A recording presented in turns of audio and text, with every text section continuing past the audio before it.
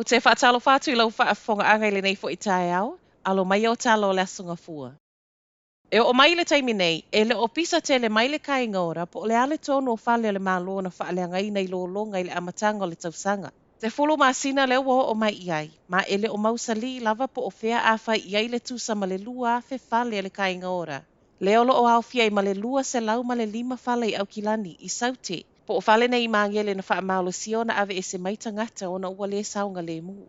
To o tele ai ngai saute au kilani na alu umale telo mea whale I lo longa, ma ua whaalia e nisi I tala le tioa ni usila. O le manino ma le le o feso o ta inga ma le kai ngora o le whaafita auli lea. Alia ia nisi o moli mau, o lo tau mate pea po o fea awhai iai ai maise, e le aini ini siua o mea whale ua whaaleanga ina. Ai mai le kai ngora, o le olo o ngā lulu e nei ma le Auckland Council le tala noa, pe fia o na whale e mawhaiona nga wa ai le whaingo le a whaatawai e le malo. Whaapea le council, whale o au kilani wa le mawhaineo na toi no foia.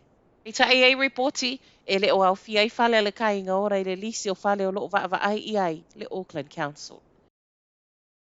Tele a inga Northland wale aisa ele tise o ti ngai nai le malo losi tele o Savili. A oi mai ai ini usila ave o le whao lola le ana ti ngai nai Vanuatu I le vaiaso ta aluai. Ripoti a mai o le tu I sifo le Bay of Islands le ana ti ngai na na po. Ma motu si ai le ele tise mo le silia ma le tasi afe fale o a inga.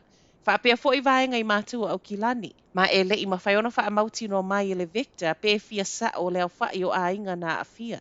O le olo tu maulapa ta ingo Savili malolosi mai le official va ai tau mo Northland, au kilani, whaapea Coromandel, mo le luaso. Ai mai le waka kotahi, o lo fautua ina malosi fo I ave ta avale ai mai se lava. I ta avale mawalulunga I wha ai tete, ma mata alia I lungo le awala. I le whalava nei o Lola, wa tuuta ia o ngā whanau Vanuatu, ono le ua whaaleanga I nei Lola le tele o whale haonga.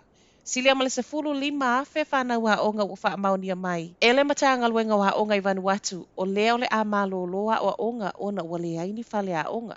Wha maunia mai ei foi o lea watu uai ma o haonga whanau a fia nei mo le nei tausanga whaalea o haonga, wha ato ato ea e le tausanga fau se ia vanga na. Whanau o lo o suenga whaitau lia. E le o whaingo o fia ia Vanuatu, ona o lea lava ele ito ele leini whale haonga talu mai lea whao Harold I le tausanga I lua afe lua se fulu.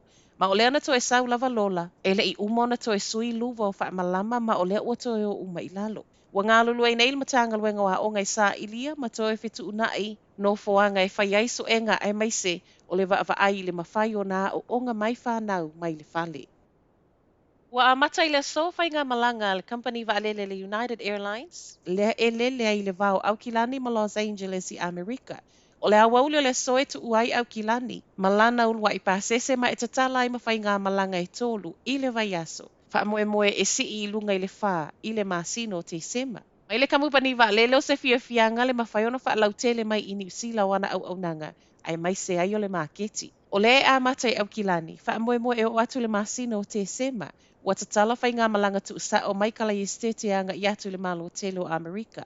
O le ofi mai o le United Airlines, o le awhi soa soani le le maketi, e ala I le sau I lalo pasese o tangata whewai I le vāo atunu e lua.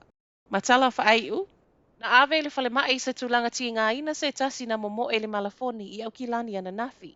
O le nofuanga na tini ai le malafoni Victoria Park le wha apea na oso le mai o lea sui momoe, po le malafoni le ana awa yei le tusa ma le se fulu wha afe. E ui o se fia fianga le toatele na mawhaiona awa ana nafi, e le o toe au sia lava le se fulu walu afe, le ana awai le se fulu tausanga tā alawai. O le ono sfulu ma le 2% o tangata tā momoe na awai ana nafio I lātou wha ato a tā momoe lea mo le ulua I taimi. E I le na awina atu le whale mai au kilani, e lua ta avale le whale mai wha apema le au whai ngā luenga na iai, I le taimi na tupu ai. O Talanala Radio Samoa, Manuela Amatangolo Vaiaso.